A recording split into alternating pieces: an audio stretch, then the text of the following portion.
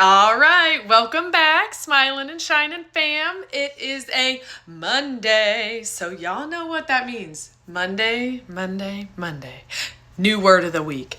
And this word of the week, I think, is one that we all struggle with, we all wrestle with, and it is a constant battle. But if you can work on this internal battle with yourself, it will only help you in the long run. It'll help with your positivity, your growth mindset, just your life in general. So, y'all want to know the word of the week.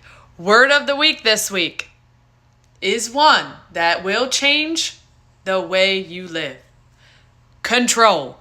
When most people hear control, they think of gripping tightly, micromanaging, or keeping every little detail perfect. But real control isn't about holding on harder.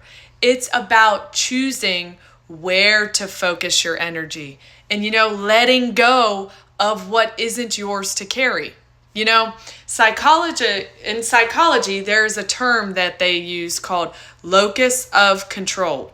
Basically, that is how much you believe your choices influence your life. So studies show that people who lean more towards an internal locus of control, which that means focusing on the parts of their life that they can influence, they experience higher confidence, better health, and lower stress. They make deliberate choices about their habits, their mindset, and their efforts. And when you understand what's actually within reach, you save yourself from wasting energy of what you can't change. And here is where so many of us struggle. We try to control everything, other people's decisions, timing, even the outcome of things that aren't ours to dictate.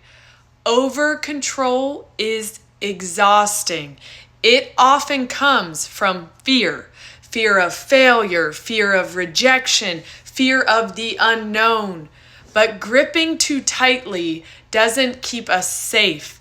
It keeps you stuck. Healthy control is calm, focused, and freeing. And what it looks like, these are things that you can control. Choosing your response when something goes sideways. Setting boundaries that protect your peace. You are in control of your boundaries.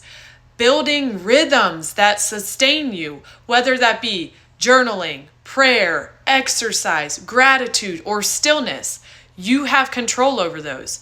Research on self-control and resilience shows that directing your energy towards clear, manageable actions instead of ruminating about the uncontrollable improves your focus, reduces your anxiety, and even boosts your physical well-being.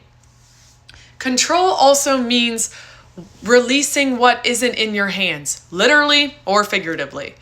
There will always be deadlines, circumstances, and other people's opinions. They'll always be there. You cannot let that shape you. Letting go isn't weakness, it's wisdom. It's trusting that life is bigger than you, and peace comes from when you loosen that grip on what was never yours to hold from the beginning. This week, I want you to try something simple but very powerful. First, write down one thing you can control right now. Right now. You can write it down, put it in your phone. Maybe it's your tone in conversations, how you start your mornings, or even the way you speak to yourself. Write that down. Second thing, write down one thing you can't. Maybe it's someone else's reaction, an unexpected delay, or even the speed or the momentum of your results, right? Write it down. Then commit to give your best to what you can influence and release the rest. Just let it go. True growth isn't about controlling everything. It's about controlling what matters and freeing yourself from the rest. That is where clarity, peace, and strength will begin when you learn to let that go. Stay steady, stay centered this week, and do those practices. Write it down. Get your journal out. Get your notes on your phone, whatever it is. Remember, write down one thing you can control, and then write down one thing you can't control so that you can picture it, you visualize it, and you can practice it, okay? And as always, stay smiling, stay shining.